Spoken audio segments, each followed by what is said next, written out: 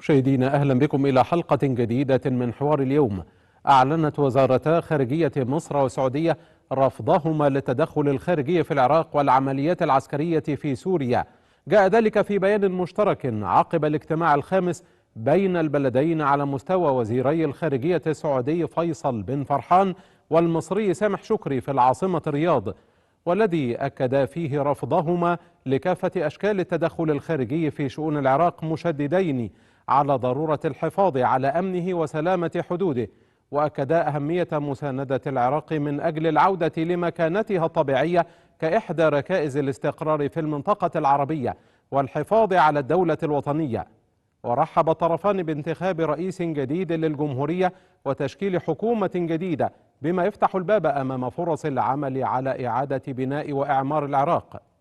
وفيما يخص الشأن السوري، شدد البلدان على رفضهما لأي تهديدات بعمليات عسكرية تمس الأراضي السورية وتروع الشعب السوري، كما اتفقا على ضرورة دعم الحفاظ على استقلال سوريا ووحدة أراضيها ومكافحة الإرهاب وعودة اللاجئين والتوصل لحل سياسي للأزمة القائمة.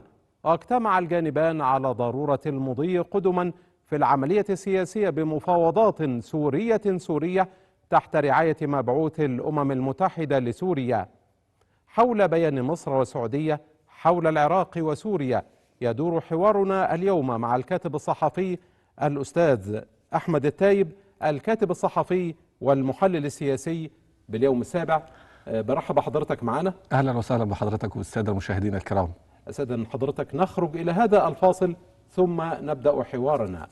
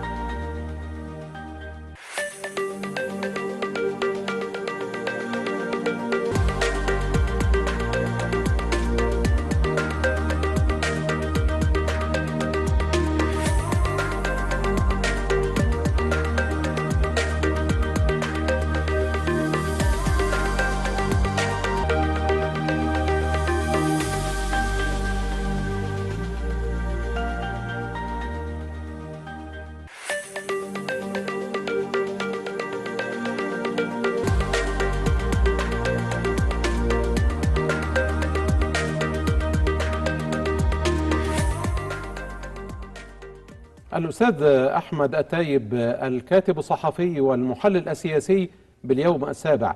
أستاذ أحمد، يعني إلى ماذا يؤشر هذا البيان المصري السعودي في هذا التوقيت؟ وخلينا طبعا نتكلم ان هذا البيان جه في وقت يعني مهم جدا، وبالتالي له دلالة قوية وحاسمة، خاصة ان احنا يعني مع بداية 2023 شايفين عدة تطورات كبيرة جدا بتحدث في المنطقة العربية. على رأس هذه التطورات التطور اللي هو التقارب السوري التركي، وشايفين دلوقتي الكلام حوالين وجود صفقة تركية سورية خاصة بما يحدث في شمال سوريا، وانه هناك يعني رفض امريكي لهذا التقارب، وهناك دعم قوي جدا لروسيا بالنسبة لحدوث هذا التقارب. التطور الثاني والمهم ايضا، وده اللي بيخلي البيان له دلاله مهمه جدا وفي غايه الخطوره، الا وهو التطور الخاص بالصراع الفلسطيني الاسرائيلي. واحنا شايفين قد ايه الانتهاكات اللي بقت موجوده في ظل وجود حكومه نتنياهو المتطرفه، والمشاكل الكبيره جدا اللي للاسف الشديد حاليا دلوقتي بتمارس ضد الاشقاء في فلسطين، وانتهاكات للمسجد الاقصى. التطور الثاني ايضا المهم أو الثالث المهم هو تولي مصر لقيادة القوات المشتركة لحماية التجارة الدولية والملاحة البحرية في مضيق باب المندب. وشفنا قد ايه الذعر والرعب من قبل ميليشيات الحوثي وبعض الخروقات اللي بقت موجودة هناك. التطور الرابع ايضا المهم هو فكرة الامن المائي العربي، وفيما يخص قضية سد النهضة. هذه التطورات جميعا بيؤكدوا انه لهذا البيان يعني اهميه كبيره جدا ودلاله عظيمه جدا في توقيت مهم.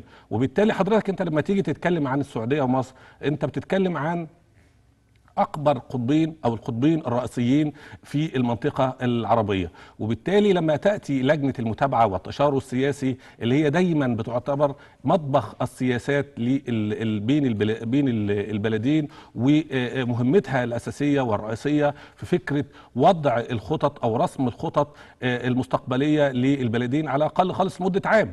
وبالتالي أهمية هذا البيان كان مهم جدا، وكل المراقبين أكدوا بأنه بيان أتى في وقت مهم جدا، خاصة أنه هو تميز. أولا كان بيان مطول للغاية، ثانيا تميز أيضا بأنه هو كان عنوانه المباشر والمنشط الخاص به الأمن العربي كل جزء لا يتجزأ، يعني نظر إلى القضايا أو الأمن العربي بشكل كامل، يعني تطرق إلى القضية الفلسطينية، تطرق إلى القضية السورية، تطرق إلى القضية الليبية، تطرق إلى القضية اليمنية، تطرق إلى قضية الأمن المائي العربي زي ما ذكرنا. وبالتالي فكرة أن الأمن العربي كل لا يتجزأ ده كان المحور، وده اللي ادى دلالة مهمة جدا وميزة مهمة جدا لهذا البيان. طب هل هذا يعتبر يعني هذا البيان تحديدا عودة بقوة للدعم العربي للملف السوري والعراقي؟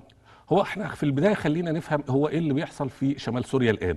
طبعا احنا عارفين انه تركيا لديها يعني لديها قوات موجوده ومتمركزه في شمال سوريا، وبالتالي هي تريد ان هي يعني تؤمن حدودها وفقا لاستراتيجيتها القوميه او وفقا للامن القومي التركي، من خلال ان هي تحاول تصنع او توجد منطقة اسمها المنطقة الآمنة على بعد 30 كيلو في عمق 30 كيلو في شمال سوريا. دي نقطة. النقطة الثانية عندها أيضا أمر مهم جدا، وهو وجود حوالي 4 مليون لاجئ سوري في أراضيها، وبالتالي هي تريد أن تحل هذه الأزمة في ظل الأوضاع الاقتصادية المتردية في تركيا. وبالتالي التدخلات السافرة من قبل تركيا في سوريا ده كانت موجودة، وإحنا شفنا آخر حاجة أن هي هددت بعملية برية في شمال سوريا وشمال العراق. بالإضافة إلى أنه تركيا دائما وخاصة بعد أحداث 2011 دائما ما تسعى إلى توسيع نفوذها، وخاصة في سوريا وفي العراق، على اعتبار ده يعني له مرجعية خاصة بالدولة العثمانية القديمة والطموح التركي وخلافه. ومن يعني هنا هل وجود تركيا في شمال سوريا وشمال العراق هو مجرد حلم العودة إلى الإمبراطورية العثمانية التركية القديمة، ولا الناس الأتراك عندهم مخاوف أمنية؟ يعني هم عندهم هاجس الدولة الكردية، وإن احنا يجب ألا نسمح بنشوء دولة كردية سواء في سوريا أو في العراق أو على الحدود الإيرانية، ويعني هو ده الهاجس الرئيسي عند الأتراك بصفة دائمة. هل هي مجرد أحلام إمبراطورية عفى عليها الزمن، أم أنها مخاوف أمنية حقيقية؟ لا، هي طبعا هو هاجس، وهو ده المعلن للجميع ان انا بحافظ على الامن القومي الخاص بيا لتركيا كدولة. لكن هو في الامور لها ابعاد اخرى، اعتقد ان هو متعلق تعلق كبير جدا بالطموح العثماني. لما حضرتك تيجي تشوف انه بعد ما 2003 شفنا انه تركيا تريد ان هي يعني يكون لها نفوذ حقيقي في مدينة الموصل العراقية وكركوك. ولما نيجي نرجع للاتفاقية اللي كانت بين العراق وبين تركيا، اللي هي أقرت واعترفت تركيا بسيادة العراق على هذه المحافظة، إلى أنه دائما تركيا ما تريد أن هي يعني تكون لها دور كبير جدا في هاتين المحافظتين بالأخص، ودائما ما تغذي فكرة القومية الخاصة بالتركمان. كل ده يا فندم يؤكد لنا أنه في العلن هناك سياسة تتحدث عن فكرة الأمن القومي التركي، تتحدث عن هاجس والمخاوف الأمنية، لكن هناك طموح. احنا شفنا تركيا ماذا تريد من ليبيا، تركيا ماذا تريد من العراق، تركيا ماذا تريد من سوريا. كل هذه الدلالات ألم تؤدي في النهاية للقارئ يعني وكل المتابعين أنه تركيا لا تريد أن تكون لها نفوذ سياسي، نفوذ إقليمي، تريد أن هي تسترجع فكرة الدولة العثمانية والطموح العثماني من جديد، لكن بشكل يتوافق مع النظام الدولي الحديث والمتغيرات والمستجدات اللي موجودة في المنطقة العربية. طب هل في القانون الدولي ما يسمح لتركيا بهذه البلطجة في المنطقة العربية، سواء داخل سوريا أو العراق أو ليبيا أو خلافه؟ هو طبعا للاسف الشديد طبعا ما فيش طبعا في الكلام ده، بدليل ان البيان اللي احنا بصدد الحديث عنه بيتكلم على فكره احترام المبادئ الدوليه واحترام مبادئ الشرعيه الدوليه، لكن الممارسات يا عمرو بيه على ارض الواقع ليس لها علاقه بهذا الامر، هي لها علاقه بسياسه او بالمصالح، واخد بالك؟ عندما تتشابك المصالح وعندما تريد ان تكون هناك مصلحه معينه، فمعظم القوى الفاعله للاسف الشديد بدايه من الولايات المتحده الامريكيه ثم روسيا ثم كل اللاعبين المؤثرين في المنطقه العربيه، في النهايه هم لا يريدون إلا مصالحهم الخاصة، لا يريدون إلا أجندتهم الخاصة. بناء على هذه السياسة، سياسة المصالح الخاصة، بيكون هناك تحركات سياسية، بيكون هناك ممارسات سياسية، بنشوف احنا المخرجات اللي موجودة، وبالتالي تتقاطع وتتشابك هذه المصالح، فنجد هناك تحالف أمريكي تركي في منطقة معينة في ملف معين في وقت معين، ثم بعد ذلك تتغير هذه الرؤى، ويعني يخرج هذا التحالف الى دائره العداء في ملف اخر في منطقه اخرى. وبالتالي احنا لما نيجي نتكلم دلوقتي وليكن على فكره الملف السوري التركي، هناك سوريا في يعني خندق التحالف مع روسيا، لكن تركيا بره التحالف الخاص بالولايات المتحده الامريكيه، يعني ضد مصالح الولايات المتحده الامريكيه فيما يخص شمال سوريا. تقاطعت هذه المصالح دي من ناحيه. من ناحيه اخرى هناك تحالف تركيا موجوده في حلف الناتو، اذا هناك مصلحه فيما يخص يعني الناتو والتقارب التركي الامريكي في بعض من الملفات. المعول على هذا الامر يا فندم هو فكره اين تقع مصلحتي. طيب هل تركيا تحاول أن تمسك بالعديد من الملفات في المنطقة على الطريقة الإيرانية حتى تحصل على مزيد من التنازلات من القوى الكبرى زي روسيا زي الولايات المتحدة، ولا الأمر لا يعدو كونه أحلاما إمبراطورية؟ هو خلينا احنا نتكلم طبعا بعد 2011 وللاسف الشديد تمدد الصراع في منطقتنا العربيه، وشفنا قد ايه التوسع اللي موجود في من تركيا وتدخلها السافر في كثير جدا من بعض الملفات، وان هي ازاي قدرت ان هي من خلال حروب الوكاله او دعم الميليشيات او دعم القوات الخارجيه او الاجنبيه في لخدمه اهدافها وخدمه اجندتها في ملفات كثيره جدا في المنطقه، يؤكد ان هي لديها احلام تريد ان تحققها على ارض الواقع.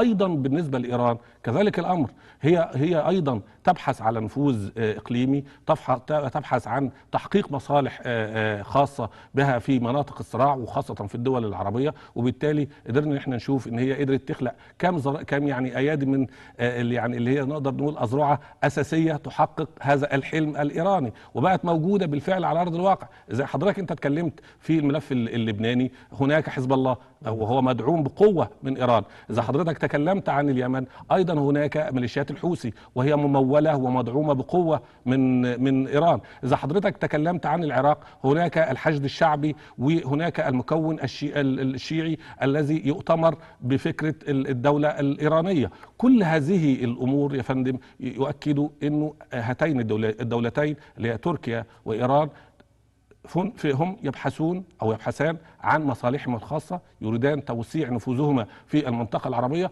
وخاصة أن البيئة للأسف الشديد أصبحت مهيئة لده. أنت بتتكلم للأسف في ظل الانقسام والتناحر بين الأطراف الداخلية في مناطق الصراع العربي، أصبحت البيئة يعني بقت يعني للأسف الشديد بيئة خصبة لوجود هذه التحركات للأسف الشديد الإقليمية التي لا تراعي يعني مبادئ حسن الجوار. وعلشان كده نرجع للبيان الخاص بلجنة التشاور السياسي بين السعودية وبين مصر، أكد تأكيد واضح وحاسم على ضرورة اتباع مبادئ حسن الجوار بالنسبة للدول الإقليمية بعضها البعض. لأن أنت حضرتك لما نيجي نتكلم النهاردة وإحنا شايفين الوضع في العراق عامل ازاي، حضرتك انت بتتكلم على وجود قائد الحرس الثوري الان موجود في العراق، ايضا موجود منسق البيت الابيض الان النهارده موجود ايضا في العراق، وفي نفس الوقت وزير الخارجيه الايراني موجود في تركيا. كل هذه التحركات بتؤكد يا فندم فكرة ان الكل يبحث عن جزء من التورته في منطقتنا العربية للأسف الشديد. وعلشان كده كان البيان الخاص بالدولة المصرية والدولة السعودية كان بيان حاسم جدا، كان بيان واضح جدا، تناول كل القضايا، تحدث عن فكرة الشرعية الدولية، تحدث عن فكرة الارتكاز إلى عدة محاور أساسية، أهمها احترام المبادئ القانون الدولي، أهمها احترام مبادئ حسن الجوار، أهمها احترام أن يكون الحل هو حل داخلي، حل سياسي في بالنسبه لمناطق الصراع، يعني وفقا للمسارات السياسيه. يعني لما نيجي نتكلم عن الازمه السوريه يبقى حل سوري، لما نتكلم عن الازمه اليمنيه حل يمني، لما نيجي نتكلم عن ليبيا حل ليبي. اما فكره دعم التطورات اللي هي الخاصه بتدخل القوات الاجنبيه في مناطق الصراع وهي اللي تدير وهي اللي تقدم الحلول، ده امر طبعا غير او امر مرفوض تماما من قبل السعوديه ومن قبل مصر. طب أستاذ أحمد، هل البيان المصري السعودي يمثل بداية لمشروع عربي جديد في المنطقة؟ احنا عارفين الأستاذ محمد حسنين هيكل عليه رحمة الله عندما كان يفتح موضوع النفوذ الإيراني والنفوذ التركي في المنطقة كان يرد بأن العرب ليس لديهم مشروع سياسي في المنطقة، وبالتالي هذا ما أتاح للقوى الإقليمية زي تركيا وإيران أنها تتمدد في المنطقة العربية. فهل هذا البيان يعد بداية لهذا المشروع العربي للتصدي للتدخلات الإقليمية والأجنبية في المنطقة؟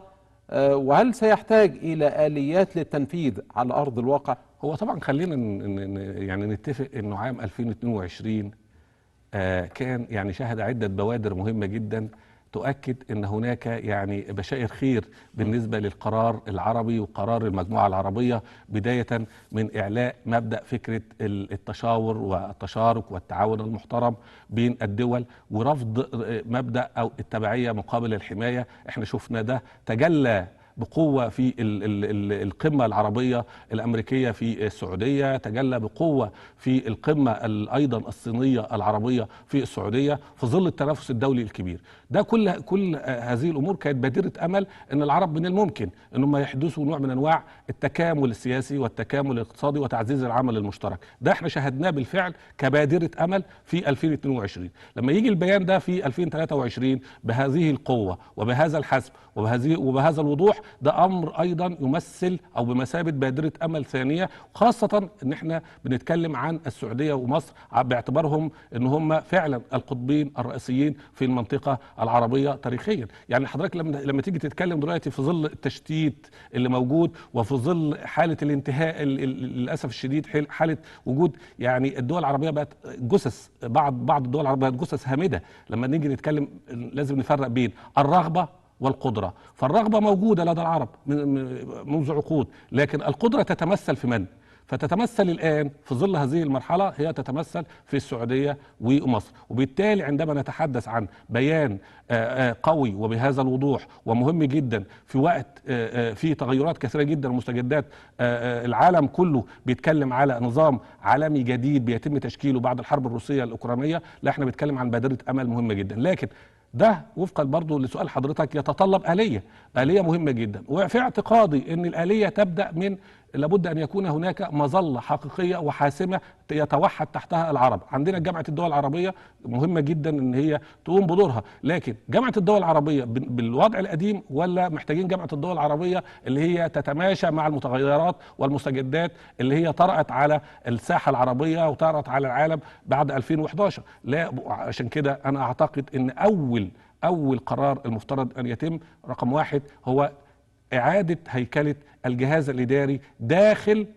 جامعة الدول العربية بما يتناسب ويتماشى مع المستجدات والتغيرات اللي موجودة حاليا في المنطقة العربية. 2، لابد أن يكون هناك مجلس حقيقي ينفذ كآلية ينفذ قرارات جامعة الدول العربية بشكل حاسم. يعني أنا مش معقول أبدا هفضل في ظل هذه الصراعات وفي ظل هذه المشاكل الكبيرة جدا أبقى قدام قرارات وقدام توصيات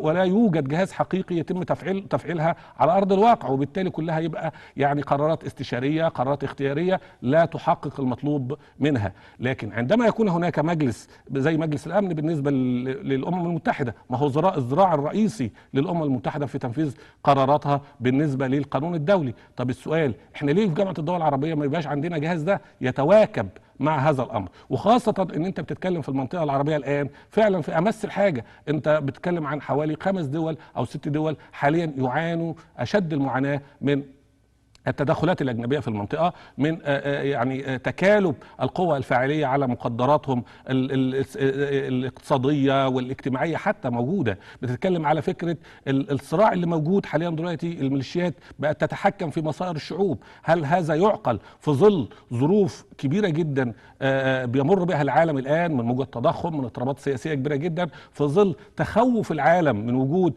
حرب عالمية ثالثة وممكن تبقى حرب نووية؟ هل ينفع ان احنا يعني نقف بهذا الشكل واقفين صامتين في ظل هذه التغيرات الكبيرة جدا، وفي ظل تشكيل نظام دولي المفترض ان احنا يعني نحجز مكان فيه من الآن؟ طيب هنحجز مكان من ازاي يا فندم؟ ان احنا يكون لدينا كلمة موحدة. هنحجز مكان عندما يحدث نوع من انواع التصالح، نوع من انواع التقارب. كل هذه الامور في النهاية يعني تتطلب بشكل فوري وسريع ايجاد آلية حقيقية لتنفيذ القرارات العربية. واعتقد ايضا، وهنا اريد ان يعني اذكر هذا الامر، اعتقد انه يا ريت نبدا او اتمنى ان احنا نبدا بفكره التكامل الاقتصادي العربي، على اعتبار ان هو يبقى البوابه لدخول او لحدوث التعزيز العمل المشترك او التكامل السياسي ثم التكامل العسكري. لان احنا للاسف الشديد من ضمن الامور اللي كانت يعني عليها ملاحظات كتيره جدا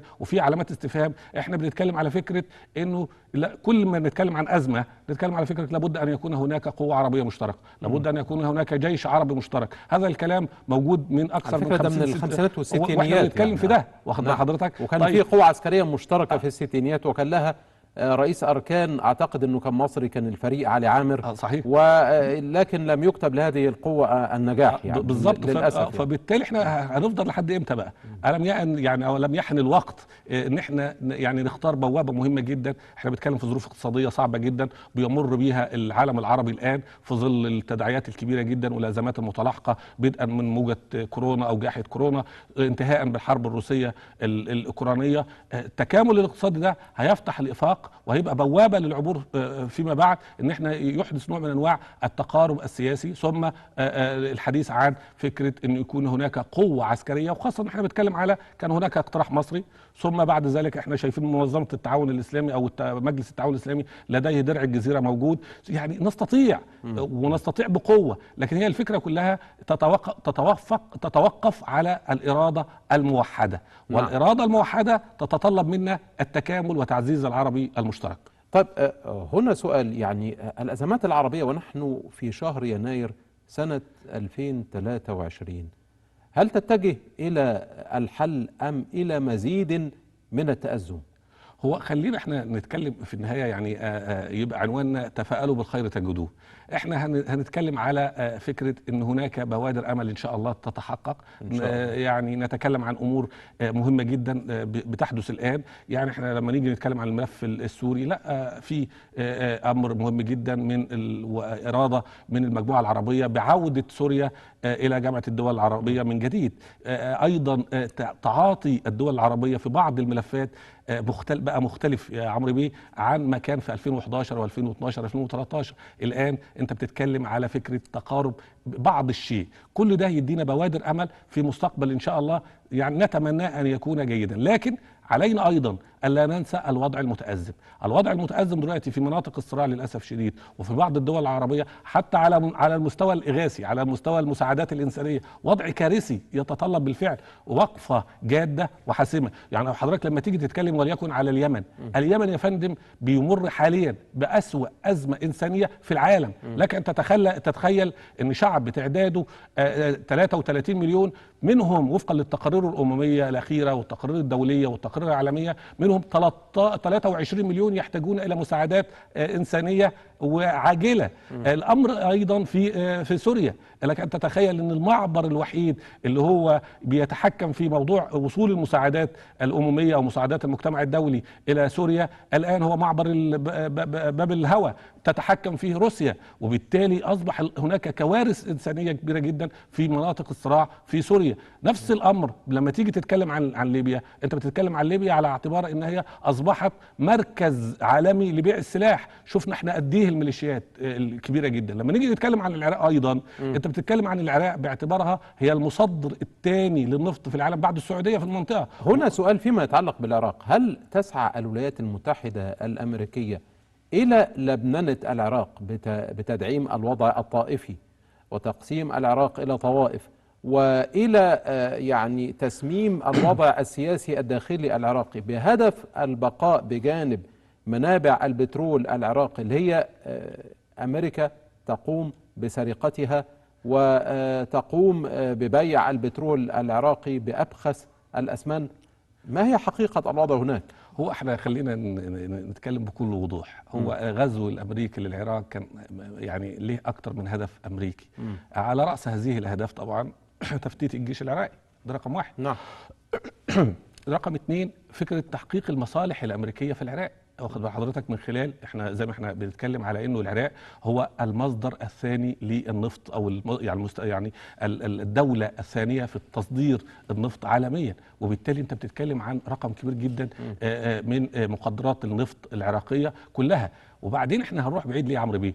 انت حضرتك لما بتيجي تتكلم عن العراق، النفط العراقي بيروح فين؟ الاموال الخاصه ببيعه بتروح فين؟ بتروح لحساب اسمه العراق واحد موجود في الفيدرالي الامريكي، هو اللي بيتحكم فيه. كان بيقتص او يجتزئ جزء خاص بالتعويضات الكويتيه اللي موجوده، والباقي يعطيه للعراق عندما تطلب الحكومه العراقيه اللي موجوده. لكن كان بيستخدم هذا الحق وهذه الآلية اللي تم تنفيذها اللي هو الحساب العراق واحد في الفيدرالي الأمريكي، كان بيستخدمها كآلية ضغط في تحقيق أهدافه اللي هي الأهداف الولايات المتحدة الأمريكية في العراق. وبالتالي حضرتك أنت لما تيجي تتكلم عن العراق، لا العراق في مليء بالثورات الطبيعية، الثورات النفطية، الثورات البشرية.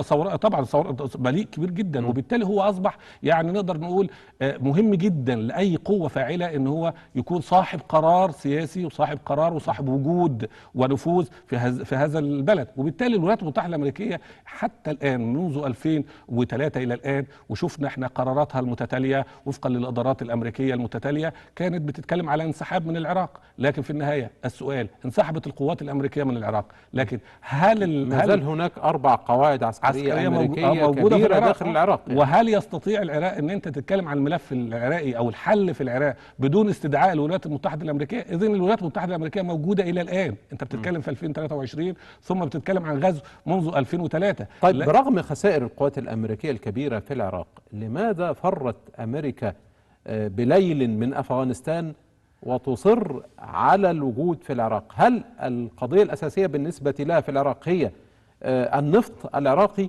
ولا في حاجات تانية ربما احنا مش واخدين بالنا منها؟ هو خلينا احنا نتكلم على دايما تعامل السياسة الخارجية الأمريكية مع دول الشرق الأوسط أو الدول العربية على الأخص في 3 أهداف أساسية. الهدف الأولاني هو طبعا تحقيق المصالح الخاصة للولايات المتحدة الأمريكية، وده اللي يهم المواطن الأمريكي واللي يهم الإدارة الأمريكية اللي موجودة. الهدف الثاني وهو المهم أيضا هو إسرائيل. واخد بال حضرتك؟ هي تريد ان تكون طبعا اسرائيل هي الوكيله الاولى للولايات المتحده الامريكيه في المنطقه العربيه، وبالتالي ما يضر اسرائيل فهو يضر الولايات المتحده الامريكيه. واعتبرت ان التعرض لاسرائيل اعتباره ان هو تعرض على الامن القومي الامريكي. ده الهدف الثاني. الهدف الثالث هو هيمنة الولايات المتحدة الأمريكية على العالم.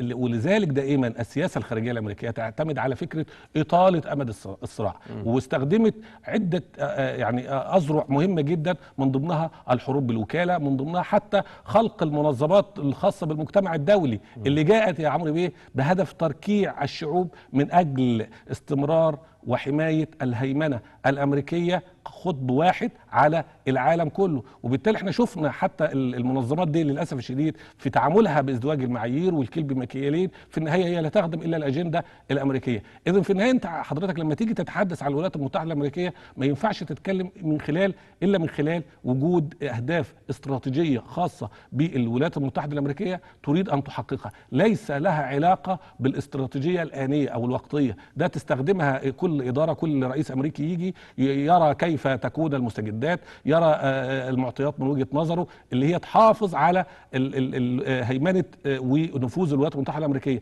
لكن هناك استراتيجيه قوميه للولايات المتحده الامريكيه ليس لها علاقه بالادارات المختلفه ايا كان، ياتي رئيس بقى الولايات المتحده من الشمال، ياتي من اليمين، في النهايه لا، هي استراتيجية أمريكا واضحة. كدولة عظمى استراتيجية ثابتة، ولكن تختلف التكتيكات بين إدارة ديمقراطية بالظبط وجمهورية في الوصول إلى الأهداف المتفق عليها مسبقا. صحيح. هو ولذلك ده احنا بنشوفه من 2011 بشكل كبير جدا، نلاقي انه المجتمع الدولي والولايات المتحده الامريكيه موجوده في ملفات كبيره جدا. يعني بتتكلم عن مبعوث اممي في ليبيا، ماذا قدم؟ هل انتهت الازمه الليبيه الان رغم كم مبعوث اممي ورغم تدخل الولايات المتحده الامريكيه اكثر من مره؟ اثنين، الملف السوري ايضا موجوده الولايات المتحده الامريكيه كلاعب رئيسي واساسي من خلال دعمها لقوات سوريا الديمقراطيه ومجموعه قصد وقوات الحمايه الكرديه. السؤال، هل تم حل الازمه السوريه على مدار اكثر من حوالي 10 او 11 سنه الى الان؟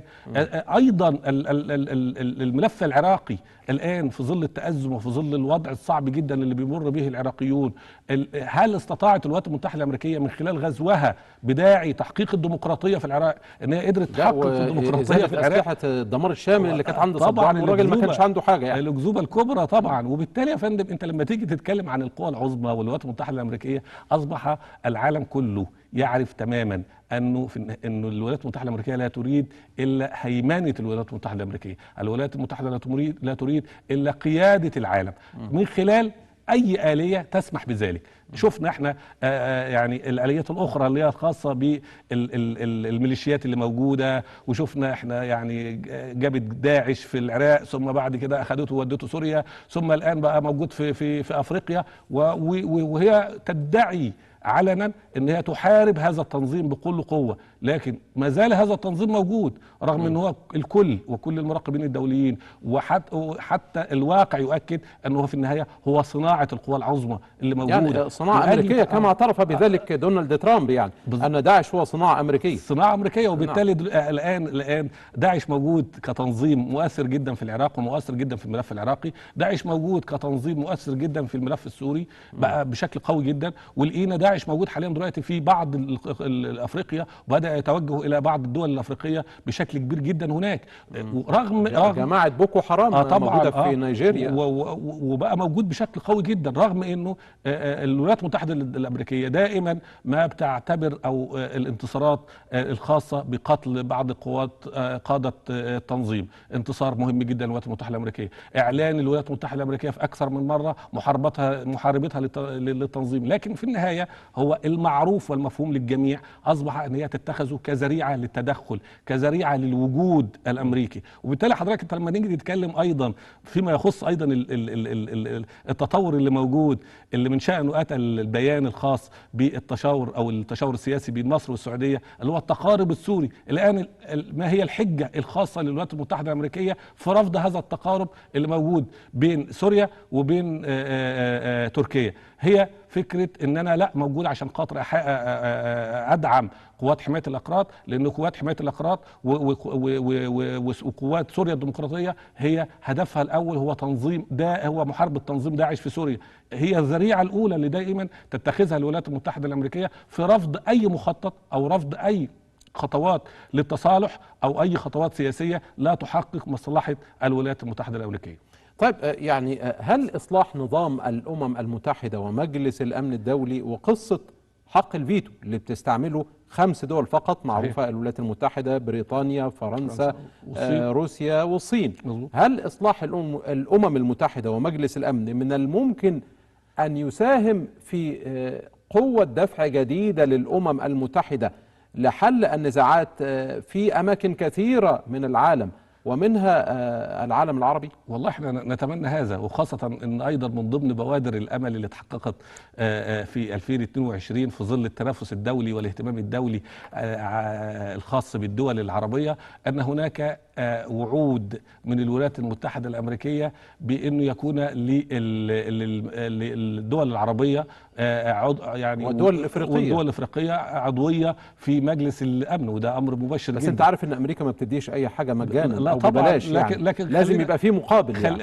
ده صحيح، بس خلينا نتكلم على فكرة الامل اللي موجود، على اعتبار ان ده مكسب في النهاية. انت لما يبقى ليك صوت حقيقي وفاعل في منظمة مهمة جدا زي منظمة الامم المتحدة، في مجلس الامن على الاخص، ايضا ده تستطيع من خلاله ان انت تعرض على الاقل خالص رؤيتك، تستطيع ان تدافع عن حقوقك في ظل وجود مجتمع دولي هو الان هو الذي يتحكم في كل المجريات في العالم.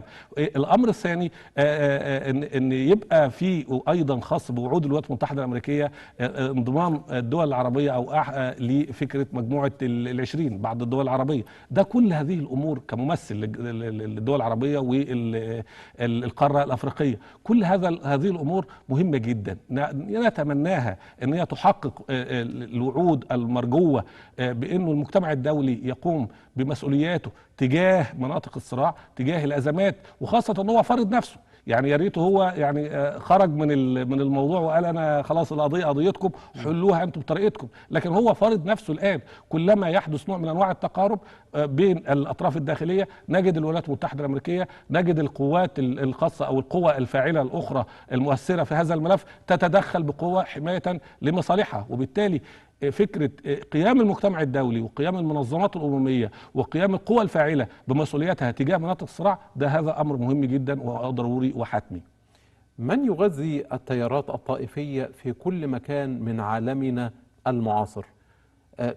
هل هي القوى العظمى وعلى رأسها الولايات المتحدة، ولا هي كانت خلافات مؤجلة داخل الشعوب وبعضها البعض؟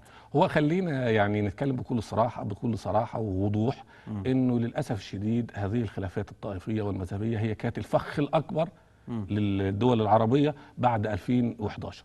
واعتقد اعتقاد مهم جدا ان القوى الفاعلة نجحت بامتياز في استخدام هذه الآلية وما زالت بتستخدم بشكل كبير جدا، وقدرت ان هي تحقق كل مصالحها من خلال يعني تعزيز هذا الفكر المذهبي والفكر الطائفي. انت لما تيجي يا فندم تتكلم عن العراق النظام السياسي قائم على المحاصصة، قائم على الطائفية في حد ذاته، وبالتالي لما نيجي نتكلم على تأزم الحل في العراق نجد ان السبب الرئيسي الذي يقف وراء هذا التأزم هو فكرة الطائفية، فكرة القومية، فكرة تنازع الأطراف الداخلية على المذاهب. والكل تناسى للأسف الشديد الأخوة في الدم. بقت يعني العراقيين متجوزين من بعض، يعني السني متجوز من الشيعي يعني أصبح والكردي وهكذا. يعني صحيح، يعني أصبحت الأخوة في المذهب بقت أهم يعني من الأخوة في الدم في بعض الدول العربية للأسف الشديد اللي هي يعني بقت فيها المذهبية. لما تيجي تتكلم على الملف السوري أيضا المذهبية هناك والطائفية هناك، يعني الموضوع صعب جدا. وبالتالي المجتمع الدولي والقوى الفاعلة والولايات المتحدة الأمريكية استطاعت أن هي توظف توظيف كبير جدا لهذه القوميات، هذه الامور الخاصه بالمذهبيه، واستطاعت ان هي تحقق زي ما ذكرنا امتياز، يعني نجاح بامتياز في تحقيق هدفها في تشتيت واطاله امد الصراع في المنطقه العربيه لخدمه اهدافها ومصالحها الخاصه. طب يعني عايزين نختم بقى برؤيتك للسيناريو القادم في المنطقة العربية. يعني مصر والسعودية واضح ان هم امام دور ومشروع سياسي جديد في المنطقة، فهل هذا المشروع يحمل بوادر لحل ازمات المنطقة المتفجرة؟ هو خلينا برضو نرجع للبيان تاني ونؤكد ان هذا البيان من اهم مميزاته انه احنا امام توافق وتطابق بين السياسة الخارجية المصرية والسياسة الخارجية السعودية في كثير من الملفات. وان هذا التوافق وهذا التطابق وصل الى حد مهم جدا يعكس مدى الامل الكبير اللي ممكن يعني تحدثه مصر والسعوديه خلال الفتره الكبيره في تعاملها مع بعض الملفات في المنطقه العربيه، وخاصه انه دائما السياسات الخارجيه المصريه والسعوديه دائما ما تدعم التركيز على تعزيز العمل المشترك، دائما ما تسعى الى فكره تعزيز تحقيق التشارك والتعاون باحترام والتبادل في التعاملات السياسيه والاقتصاديه وامور كثيره جدا. ايضا اتفقوا وتطابق الهدف في فكره رفض التدخل الخارجي او القوات الخارجيه لبعض الدول اللي فيها صراع او فيها مشاكل خاصه بالصراعات اللي موجوده الان.